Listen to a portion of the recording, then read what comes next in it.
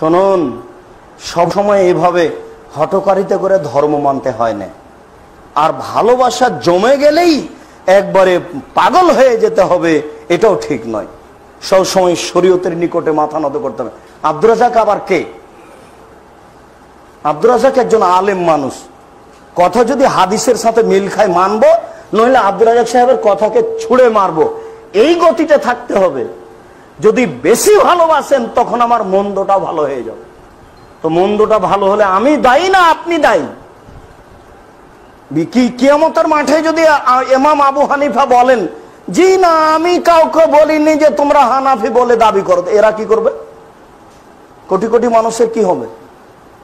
কোটি কোটি মানুষ তো 400 হিজরিতে এসে বলছে যে আমি হানাফি, আর উনি তো 150 হিজরিতে মারাই গেছেন। 80 হিজরিতে জন্ম নিয়ে 150 দুনিয়া থেকে চলে গেছেন, আর 400 হিজরিতে এসে মানুষ বলছে যে আমি হানাফি। এদের কি হবে অবস্থা? তো এইভাবে যদি আমার নাম দিয়ে বলেন যে আব্দুর রাজ্জাক সাহেব বলেছেন, অতএব এটা করবো, কি হবে হবেই, তো জবাব কে দিবে? আমি দিব? কোনোদিন কোন ব্যক্তির কাছে মাথা নত করিয়েন না, মাথা নত করেন শরীয়তের কাছে।